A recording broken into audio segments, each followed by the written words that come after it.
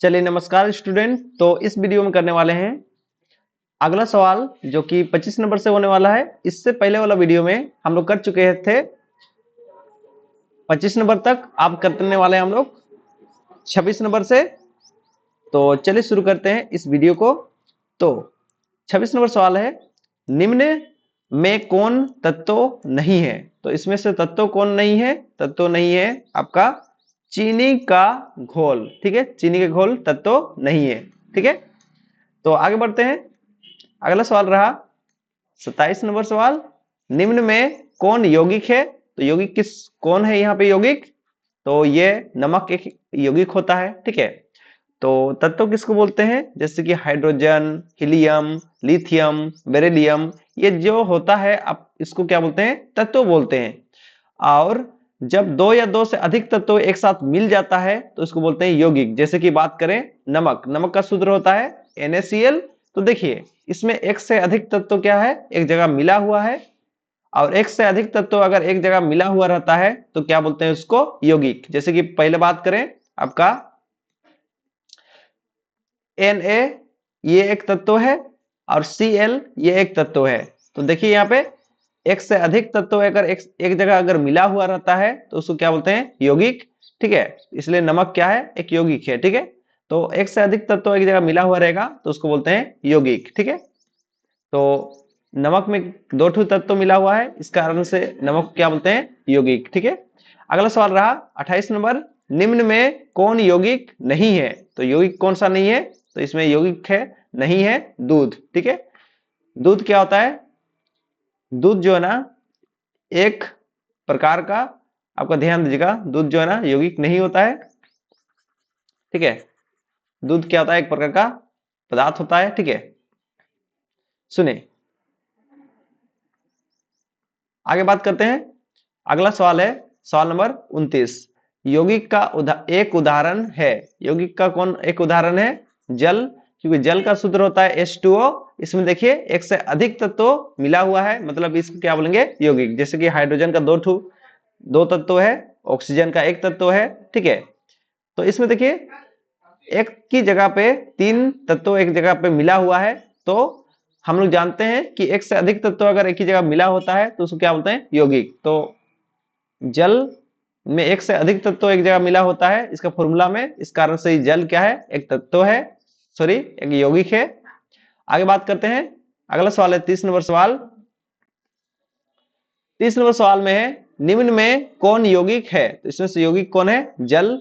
ठीक है, अगला है निम्न में कौन मिश्रण है। तो मिश्रण में कौन है? वायु। वायु एक मिश्रण होता है। ठीक है, दो या दो से अधिक गैसों का मिश्रण होता है। ठीक है, वायु। आगे बात करते हैं सवाल नंबर 32, निम्न में कौन मिश्रण है। तो इसमें से मिश्रण कौन सा है? तो मिश्रण में आपका है, आंसर देखिए ध्यान दीजिएगा, मिश्रण में आपका है बालू। बालू क्या होता है? बहुत सारे चीजों का मिश्रण होता है। अगला सवाल देखते हैं सवाल नंबर 33। तो सवाल नंबर 33 रहा, निम्न में कौन मिश्रण है। तो इसमें से मिश्रण कौन है? वायु भी मिश्रण होता है। कचरे सॉरी कच्चे फलों का सलाद। कच्चे फलों का सलाद मतलब बहुत सारा फल को अगर एक साथ मिला देते हैं तो उसको भी क्या बोलेंगे? मिश्रण। ठीक है, तो आगे बात करते हैं समुद्री जल। समुद्री जल भी क्या होता है? एक प्रकार का मिश्रण ही होता है, क्योंकि समुद्री जल में भी बहुत प्रकार का चीज घुला हुआ रहता है। नमक हुआ, इसी टाइप से बहुत सारा कुछ घुला हुआ रहता है उसमें समुद्री जल में। ठीक है, इस कारण से क्या ये जो ऑप्शन ए, ऑप्शन बी और ऑप्शन सी, ये तीनों के तीनों क्या है? मिश्रण का ही उदाहरण है। इसलिए यहाँ पे देखिए ऑप्शन नंबर डी क्या हो जाएगा? सही हो जाएगा। आगे बात करते हैं। अगला सवाल रहा, अगला सवाल है हम लोग का सवाल नंबर 34। सवाल नंबर 34 देखिए ध्यान दीजिएगा, निम्न में कौन मिश्रण नहीं है। तो मिश्रण कौन सा नहीं है? तो मिश्रण कौन सा यहाँ पे नहीं है? देखिए जल। जल क्या है? एक मिश्रण नहीं है। ठीक है, चलिए आगे बात करते हैं। अगला सवाल है सवाल नंबर 35। सवाल नंबर 35 है, निम्न में से कौन किससे किसे ऊर्ध्वापातन द्वारा अलग कर सकते हैं। तो ऊर्ध्वापातन के द्वारा किसको हम अलग कर सकते हैं? अमोनिया सॉरी अमोनियम क्लोराइड को हम क्या कर सकते हैं, ऊर्ध्वापातन विधि से हम क्या कर सकते हैं, अलग कर सकते हैं। ठीक है, चलिए ये ऊर्ध्वापातन विधि क्या है, इसको जानने के लिए आप क्या कीजिए, जो इससे पहले वीडियो जो आ चुका है उस वीडियो को देखें इस चैप्टर का। ठीक है, आगे बात करते हैं। निम्न में कौन टिंडल प्रभाव को प्रदर्शित करेगा, तो टिंडल प्रभाव कौन दिखाता है, टिंडल प्रभाव दिखाता है ऑप्शन नंबर सी, टॉर्च टर्च सॉरी स्टार्च विलियन। ठीक है, स्टार्च विलियन टिंडल प्रभाव को शो करता है, दिखाता है। ठीक है, आगे बात करते हैं सवाल नंबर 37। निम्न में कौन टिंडल प्रभाव को दर्शाता है, तो टिंडल प्रभाव को कौन दर्शाता है, स्टार्च भी दर्शाता है। ठीक है, स्टार्च विलियन का मतलब क्या, स्टार्च का समागी मिश्रण को ही हम लोग क्या बोलते हैं, स्टार्च विलियन। ठीक है, और दूसरा सवाल है 37 नंबर, जो दूध होता है, दूध भी क्या चीज को प्रदर्शित करता है, टिंडल प्रभाव को प्रदर्शित करता है। ठीक है, तो चलिए आगे बढ़ते हैं, अगला बात करते हैं सवाल नंबर 38। तो विलियन में परिक्षेपित कणों का आकार होता है, तो विलियन में जो आपका विलियन में कणों का आकार कितना होता है, विलियन में कणों का आकार होता है 1 नैनोमीटर से छोटा, एन का मतलब होता है नैनो, एम फॉर होता है मीटर, तो 1 नैनोमीटर से भी छोटा क्या होता है, विलियन में कणों का आकार होता है। ठीक है, आगे बात करते हैं, अगला सवाल रहा हम लोग का सवाल नंबर 39। 39 नंबर सवाल में है, कोलाइड में प्रक्षेपित कणों का आकार होता है, कितना होता है, कोलाइड में कणों का आकार 1 नैनोमीटर से लेकर 100 नैनोमीटर के बीच में जो आकार होता है कणों का होता है। ठीक है, कणों का आकार कितना होता है, 1 नैनोमीटर से लेकर 100 नैनोमीटर के बीच में कणों का आकार होता है, किसमें, कोलाइड में। ठीक है, जो भी कोलाइड का मिश्रण होता है उसमें इस प्रकार से 1 नैनोमीटर से लेकर आपका 100 नैनोमीटर के बीच में कोलाइड का कणों का आकार होता है।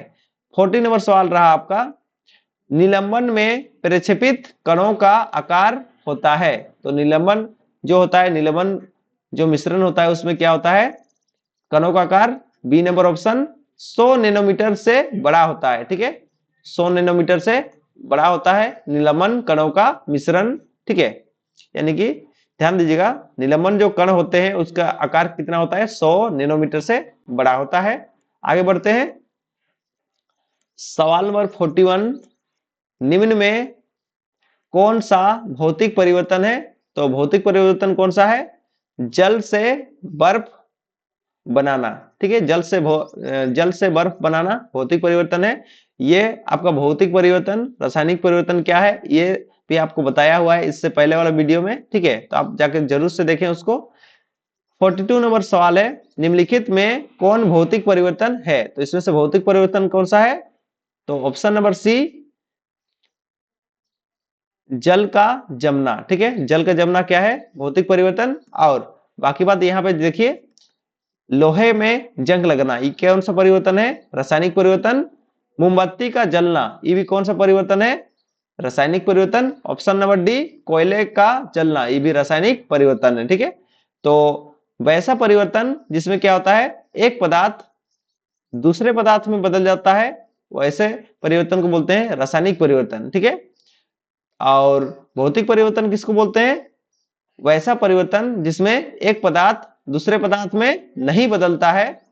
ठीक है, बस उसका आकार में परिवर्तन होता है या फिर अवस्था में परिवर्तन होता है, तो उस प्रकार का परिवर्तन को क्या बोलते हैं, भौतिक परिवर्तन। ठीक है, जैसे उदाहरण के लिए एक समझ लीजिए, जैसे कि एक पेपर है, आप एक पेपर को क्या करते हैं, जला देते हैं, जलाने के बाद क्या होता है, जलाने के बाद आपका पेपर राख बन जाता है। तो यहाँ पे देखिए पेपर टोटली क्या हो गया, अपना एक पदार्थ से दूसरे पदार्थ में बदल गया, यानी पेपर किस में बदल गया, कागज से किस में बदल गया, राख में बदल गया। तो एक पदार्थ दूसरे पदार्थ में बदल गया, तो इस प्रकार का जो परिवर्तन है उसको क्या बोलेंगे, रासायनिक परिवर्तन। लेकिन दूसरी ओर अगर मानते हैं इस पेपर को हम क्या करते हैं, फाड़ देते हैं, फाड़ देते हैं तो क्या होता है, अब देखिए फाड़ने के बाद क्या होता है, इसका आकार बदल गया। देखिए पहले इतना बड़ा था, अब कितना छोटा, इतना छोटा हो गया दोनों। ठीक है, आकार छोटा हो गया। इसका वजन देखेंगे तो वजन भी कम हो जाए रहेगा। ठीक है, तो देखिए ध्यान दीजिएगा, फाड़ने से पहले भी ये पेपर था और फाड़ने के बाद भी क्या है, पेपर ही है। मतलब इसका एक पदार्थ से दूसरे पदार्थ में नहीं बदला है, बस इसका आकार और वजन ये सब खाली बदल गया है, ठीक है, ये सब बस बदल गया है। तो वैसा परिवर्तन जिसमें क्या होता है, पदार्थ कोई नया पदार्थ में नहीं बदलता है, तो वैसा परिवर्तन जैसे कि हम इसको फाड़ दिए तो ये नया पदार्थ में नहीं बदला, तो इस प्रकार के परिवर्तन को क्या बोलते हैं, आपका भौतिक परिवर्तन। और ये जो जला देंगे तो राख में बदल जाएगा, तो क्या होगा, ये एक नया पदार्थ बन जा रहा है, तो इस प्रकार का जो परिवर्तन है उसको क्या बोलते हैं, रासायनिक परिवर्तन। आगे बढ़ते हैं, सवाल नंबर 43। तो सवाल नंबर 43 है, निम्न में कौन सा रासायनिक परिवर्तन है, तो इसका सही आंसर है अलमारी में जंग लगना। क्या है, एक रासायनिक परिवर्तन। कहीं भी जंग लगना होता है तो वैसा प्रक्रिया जो है क्या होता है, रासायनिक प्रक्रिया होता है। अगला है सवाल 44, निम्नलिखित में कौन रासायनिक परिवर्तन का उदाहरण है, तो इसमें से रासायनिक परिवर्तन का उदाहरण कौन सा है, कोयले का जलना, ठीक है, कोयले का जलना क्या है, एक रासायनिक परिवर्तन का उदाहरण है। अगला सवाल रहा 45 नंबर सवाल, समुद्री जल में नमक पृथक करने की विधि का नाम है। कौन सा विधि से करते हैं, समुद्र से नमक को अलग, ठीक है, यानी समुद्री जल से नमक को अलग किससे करते हैं, कौन सा विधि से, तो क्रिस्टलीकरण जो विधि होता है उस विधि से हम क्या करते हैं, समुद्र का जल से नमक को अलग करते हैं, ठीक है। चलिए तो देखते हैं अगला सवाल, सवाल नंबर 46। तो सवाल नंबर 46 रहा आपका, तो 46 देखिए, नमक तथा अमोनियम क्लोराइड के मिश्रण को किस विधि द्वारा पृथक किया जा सकता है, तो कौन सी विधि द्वारा, ऊर्ध्वपातन विधि द्वारा हम क्या कर सकते हैं, अमोनियम क्लोराइड और नमक को हम क्या कर सकते हैं, एक दूसरे से अलग कर सकते हैं, ठीक है। आगे सवाल है, अगला सवाल देखिए ध्यान दीजिएगा, अगला सवाल आपका रहा 47 नंबर सवाल, डाई में रंगों को पृथक करने के लिए उपयुक्त विधि, कौन सा विधि से हम डाई में रंग को अलग कर सकते हैं डाई में, तो उसका सही विधि है क्रोमेटोग्राफी, ठीक है। कोई भी रंग को अलग करने के लिए हम लोग किस विधि का इस्तेमाल करते हैं, क्रोमेटोग्राफी का इस्तेमाल करते हैं, ठीक है। अगला सवाल है सवाल नंबर 48, दही से मक्खन को पृथक करने की सामान्य विधि है, तो दही से मक्खन को कैसे अलग कर सकते हैं, तो इसका सही विधि है ऑप्शन नंबर सी, अपकेंद्रण विधि, ठीक है। अपकेंद्रण विधि से हम क्या कर सकते हैं, मक्खन को पृथक कर सकते हैं, किससे, दही से, ठीक है। चलिए आगे बात करते हैं, अगला सवाल रहा 49 नंबर सवाल, कौन सा धातु कमरे के ताप पर द्रव होता है, कौन सा धातु, पारा एक ऐसा धातु होता है जो कमरे के तापमान पर किस रूप में पाया जाता है, द्रव रूप में पाया जाता है, ठीक है। चलिए उपधातु है, कौन इसमें से उपधातु है, सिलिकॉन एक उपधातु है, ठीक है, सिलिकॉन क्या होता है, एक उपधातु होता है, ठीक है। चलिए इस